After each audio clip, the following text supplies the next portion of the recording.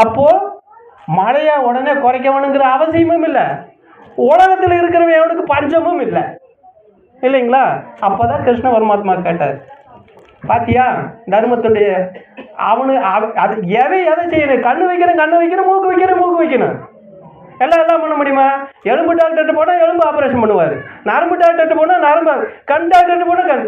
அது மாதிரி இவன் தர்மத்துக்குன்னு பிறந்தவன் தான் இந்த உலகத்துக்கு, இந்த பிரபஞ்சத்துக்கு. கருணை உங்கள் வீட்டில் தர்மன்னு பேர் இருக்கு, செய்ய முடியாது, அது கர்மம் தான் அப்படின்னு சொன்னார். அப்போ இப்படிலாம் பண்ணனவன் கடைசியில் நீ சாதாரண ஒரு அம்பு விட்டு அவனை அவ்வளோ சீக்கிரம் கொண்டு போட முடியுமா? அதனால அந்த தர்ம தேவதை பார்த்துட்டு ஒரு குறிப்பிட்ட நேரம் வரைக்கும் தான் அவள் பொறுமையில் இருந்தா, அதுக்கு பின்னாடி அந்த கர்ணன் அடிக்கிற அத்தனை அன்பு பூமாலையா போய் அவன் கழுத்தில் விழுந்துச்சு. அதுக்கு பின்னாடி தான் கடவுளுக்கே தெரிஞ்சுது, ஆடே இனி வேலை ஆகாது, நம்ம தான் களத்தில் இறங்கணும், நம்ம தான் வந்தோம்னாத்தே அவனை சோழி பார்க்க முடியும். இன்னைக்கு அர்ஜுனனும் பண்ண முடியாது, நம்மளும் பண்ண முடியாது. அவன்கிட்ட மெயினானது ஒன்று இருக்குது, அந்த புண்ணியம்ங்கிறது ஒன்று. அதை திருட்டுத்தனமாக போய் திருடிட்டு வந்துட்டோம்னா இவனை சோழி பார்த்து போடலான்னு சொல்லி போட்டு இந்த திருட்டு போய அந்த யோகின்ற போய் இந்த திருட்டு போய வாங்கினையா புண்ணியத்தை. சரிங்களா? இதில் இன்னொரு கேள்வி பாரு, ஏன்னா அதையும் நான் பார்த்துருக்குறேன். சரி, இவன் புண்ணியம் பண்ணனவன் புண்ணியத்தை பூரா இவன் வாங்கிட்டான், அந்த புண்ணியத்தை பண்ணனதுக்கு ஒரு புண்ணியம் வந்து தெரியுமா? புண்ணியம் வரும்னு கேட்பீங்க தானே? நீ கேட்பீங்க, கேள்வியினுடைய தொடர்ச்சி. அதனாலதான் அவன் கொடுக்குற போதே கர்ணன் என்ன பண்ணான் தெரியுங்களா? இன்னும் நம்ம போக போறோம், யாரு வர வேணுமே அவனே வந்துட்டியா, யாரு வர வேணுமோ அவனே நம்ம வாசல்ல வந்து நிக்கிறியா, உன்னை அந்த புண்ணியத்தில் வரக்கூடிய புண்ணியம் நமக்கு எதுக்குன்னு சொல்லி, இதனால நான் இப்போ இதுவரைக்கும் வாங்கின புண்ணியம் இனிமே இந்த புண்ணியத்தினால வர புண்ணியம் உனக்கு சமர்ப்பணம்னு கொடுத்தியாங்கன்னு. புண்ணியத்தவே இனிமே வரக்கூடியதும் உனவே எனக்கு வராது அப்படின்னு. அப்போ என்னப்பா இந்த புண்ணியத்தவே கொடுத்துட்டியே, புண்ணியம் பண்ணுறது புண்ணியமா கொடுத்தா மறுபடியும் அது ஒன்று உற்பத்தி ஆகுது இல்லையா?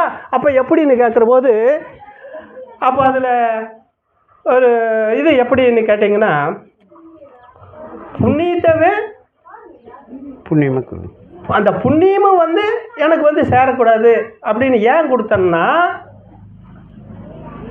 எல்லாரும் பக்தியிலே அப்படியே சொன்ன மாதிரி தான், பக்தியில் போய் யோகத்தில் போய் ஞானத்தில் போய் இப்படிலாம் ஒவ்வொருத்தர் நெருப்பில் போய் நின்று சொர்க்கத்தை போய் பார்க்கணும், வைகுந்தனை பார்க்கணும், அந்த பரமாத்மா அந்த வைகுந்தனை பார்க்கணும். சொர்க்க வாசல் திறக்கிற அன்னைக்கு சேர்த்தாத்து எனக்கு சொர்க்க வாசல் தெரியும், அப்போ தான் அந்த பரமாத்மா தெரியும், அந்த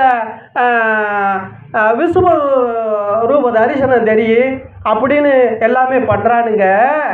ஆனால் இந்த பரம்பொருள் அந்த விசுவ தரிசனத்தை இங்கே இருந்துக்கிட்டே நான் பார்க்கறதுக்கு எனக்கு இந்த ஒரு வாய்ப்பு கிடைச்சது இல்லையா?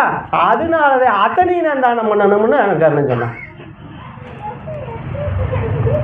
அப்போ கர்ணங்கிறவன் இருக்கிற இடத்துலையே வைகுந்தனை பார்த்தவன். நம்மளாம் அதை பண்ணி இதை பண்ணி என்னென்னமோ பண்ணி நம்ம போய் பார்க்கணும்னாலும் வைகுந்தத்தையும் பார்க்க முடியாது, இருக்கிற குந்தத்தையும் பார்க்க முடியாது. சரியா சாமி? வேற என்ன விளக்கம்? என்னமே எனக்கு தெரிஞ்ச உளறி இருக்கிறேன், இதில் தப்பு ரைட் இருந்தால் இதை பார்க்குறவங்களும் சரி கேட்குறவங்களும் சரி மன்னிச்சுக்குங்க. இதில் எதை எனக்கு தெரிஞ்ச அளவுக்கு சொல்லியிருக்கிறேன். இது தப்பெல்லாம் இல்லைங்க, இது அருமையான இது. நம்ம ஆன்மீக நம்பர்கள்லாம் நம்ம சுவாமிகள் சொன்ன மாதிரிக்கு நம்ம தனி மனித ஒழுக்கத்தை கடைப்பிடிச்சு நம்ம இதை வந்து நம்ம தொடர்ந்து வந்து ஆன்மீக பயணத்தில் செஞ்சு கர்ணனை போல் இல்லைனாலும் எதை நாமளால் முடிஞ்ச ஒரு ஒழுக்கினத்தை கடைப்பிடிச்சு நாமெல்லாம் வந்து ஆன்மீகத்தை பயணம் செய்வோம்னு சொல்லி உங்களுக்கு மீண்டும் ஒரு ஆத்மானத்தை தெரிவித்துக் கொள்கின்றேன். அடுத்து ஒரு சாமி ஒரு சின்ன கேள்விங்க. மனிதன் பிறந்தாலும் தீட்டுங்கிறான், மனிதன் இறந்தாலும் தீட்டுங்கிறான், பெண்கள் வந்து பூ படைஞ்சாலும் தீட்டுங்கிறான். தீட்டுன்னு மனித தொட்டதுக்கெல்லாம் தீட்டு சொல்றானே, அந்த தீட்டினுடைய மர்மம் என்னங்கிறது கொஞ்சம் தெரிஞ்சுக்கலான் இருக்குன்னு.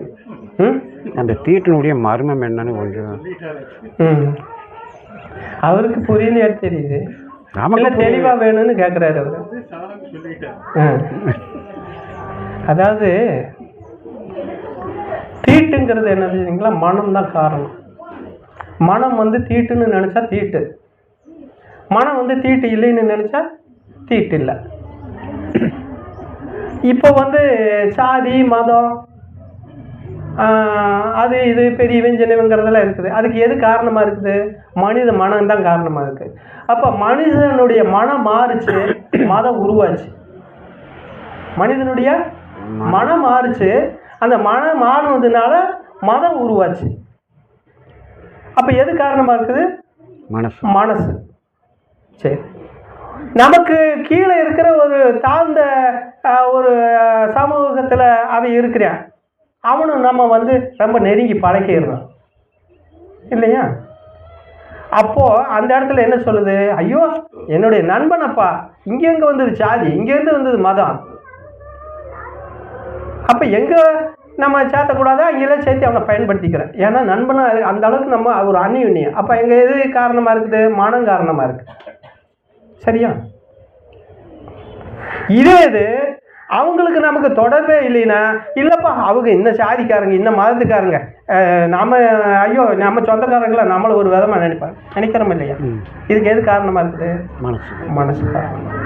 இது முதல் பிரச்சனை. அடுத்து பார்த்தீங்கன்னா, இந்த தீட்டுங்கிறத நம்ம உடம்புதான். அந்த 10 மாச தீட்டு நம்மகிட்ட நிக்காம போயிருந்ததுன்னா நம்ம பிறந்திருப்போமா? நம்ம அம்மா வீட்டுல பிறந்திருக்க முடியாது. வாய்ப்பு இருக்கா? 10 மாச தீட்டு நிக்காம இருந்திருந்தா இந்த உடம்பு வருமா? அந்த 10 மாச தீட்டு தான் இந்த உடம்பு. இன்னைக்கு எனக்கு தீட்டு நிக்கல, என் பொண்ணுக்கு தீட்டு நிக்கலன்னு சொல்லி ஆஸ்பத்திரியை போய் லட்சக்கணக்கில் செலவு பண்றாங்களே, அப்ப என்ன இல்லை, அங்க தீட்டு நிக்கல. அப்போ மொத்த தீட்டுமே நீ தானே. அங்க எங்க வந்தது தீட்டு உனக்கு? நீயே தீட்டா இருக்கிறிய, அப்ப எங்க வந்துச்சு தீட்டுங்க? இந்த தீட்டை கிளியர் பண்ணு. செத்த தீட்டு, சீமந்த தீட்டு, புள்ளப்பத்த தீட்டு, போனத்தை தூக்குன தீட்டு, இந்த தீட்டெல்லாம் தானா போயிடும். உன் தீட்டை சரி பண்ணையா. மொத்த தீட்டு தான் அம்மாவுக்கு இருந்த அந்த 10 மாச தீட்டு தான் நம்ம உடம்பு. புரியுதுங்களா சாமி? தீட்டுன்னு ஒண்ணு கிடையாது. இது என்னை பொறுத்தளவு, எங்களை பொறுத்தளவு. சரிங்களா சாமி? ஏதோ ஒரு சித்தரும் கூட பாடிதான், மாத தூய்மை தான் நின்று போனதான் ஆனந்த் சொல்லி. அந்த ஒரு சித்தர் இல்ல, ஏதோ ஒன்று படிச்ச ஞாபகம் இருக்கு. இல்ல, இந்த வில்லங்க முடிச்ச மாதிரி இருக்கிறது சித்தருக்கு பூராமே இப்படித்தான் பேசி இருக்கிறாங்க. சரி, வில்லங்க முடிச்ச மாதிரி இருக்கிறாங்க இல்லைங்களா? அவங்க பூராமே அவங்க பாசையில் சொல்லி போட்டு போயிருக்கிறாங்க. பொருள் ஒண்ணுதான், ஆனா பாட்டு வேற வேற விதத்துல நமக்கு சொல்லி போட்டு போயிருக்கிறாங்க. சரிங்களா சாமி? இது ஊத்தச்சடலம். சரிங்களா? அந்த ஊத்தச்சடலம் எதுல வந்துச்சு? அந்த தண்ணியில தான் வந்துச்சு. அந்த ரத்தத்தில் இருந்தால் நம்ம உடம்பு. சரிங்களா? அதனாலதான் எல்லா ஜீவராசிகளுக்கு வந்து தீட்டு கிடையாது, மனுஷனுக்கு மட்டும் இருக்குது. புரியுதுங்களா?